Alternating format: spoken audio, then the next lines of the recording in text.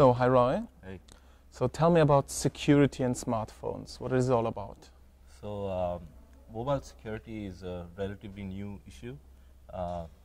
It's not the same as traditional security issues where on the PC you talk about antiviruses and so on and so forth. We have new problems on smartphones. So you have an always connected device, lots of data that is being used. You have a lot of personal data that is being stored on there, your contacts, your SMSs, your photos, videos. People do mobile banking on the phone as well. So from a security perspective, there are a few issues. Malware is one. So software or applications that masquerade as some sort of a game or a wallpaper app, people download it and finds out that it transfers your personal data to some other server that you don't want it to go there. Right? So unfortunately, there is not much security around that from the platforms themselves, but this is going to be a big problem. And new issues from the mobile perspective, because it's so small, a very unique issue comes up where you can lose your phone and it can get stolen. Right? And there's a lot of data on there. Your device is expensive. You have to replace it. You lose your personal data, so if you don't have some sort of a backup, you're a little bit of a jam, and you potentially expose yourself to some sort of a privacy risk because whoever picks up the phone can potentially, if you have pictures that you don't want other people to see, can go out on the internet, and that has happened before. Yeah.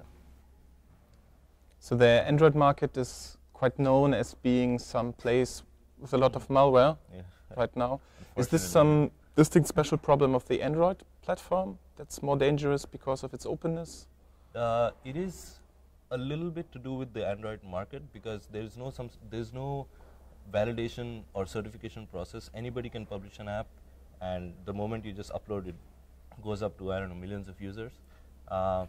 Android is not doing very much about it, so they're relying on the community to say, okay, this is a malware app, so don't install it, and so on. From a platform perspective, Android has done very well. They're very secure. But like I said, the issues are still there. Malware, loss and theft, which need to be addressed. So what you can do to make a smartphone safer? Well, a lot of things. You ensure that you only install apps that you trust, come from reputed sources and so on. Of course, Android market does this quite nicely. When you have install an application, you have a list of permissions that you see. So if you are, say, downloading a game and it wants access to your contacts, maybe you should not install that game. So it's both from a make sure that you're protected by getting putting some processes and some of these things in place. So just be careful. And from a platform perspective, the Android platform and the other OSs can do a little bit. What exactly they should do is not really my place to say. Yeah. Your product, Wave Secure. That's so, right. what are the services this software is delivering to a smartphone?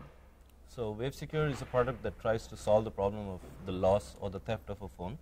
So essentially, it is a service that if you lose your phone, you can, for example, lock it down to make sure that nobody has access to the data on the phone. You can remotely wipe it out to ensure that nobody can pull out the data as well. And from a data security perspective, you can back up your data, restore your data if you get a new phone. And of course, you can track the location of your phone as well. So we are trying to minimize the impact of losing a phone. We don't guarantee that you can get back your phone, but at least you know that, okay, your data is safe, your privacy is safe, and you have some chances of getting back your phone. Are you working also on products against like malware to detect them? We are thinking about it because this, like I said, this is a big problem. It's not an easy problem to solve though, but yes, we are working on it. Is there some difference compared to a desktop PC and a smartphone? Oh, loads. Like a desktop PC without antivirus software isn't thinkable these days. Yeah, there is. So antivirus on the desktop came about because there was the security threat. So the same thing is probably going to happen here. You'll have a lot of anti-malware apps, a lot of vendors are already putting out apps for that. So you will see a lot of applications that target mobile malware, and the mechanics are different because you can't, for example, auto-install a application. So, for example, malware may not come from going to a website, and you, like for example, in the PC, you go to a website that is not reputed, it downloads something, and you're infected. Yeah. This could come from other applications from the market, for example, and that is a lot harder to protect against.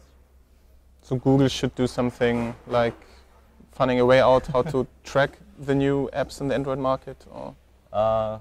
They should, but they have a point as well. They don't want to police the market. Yeah.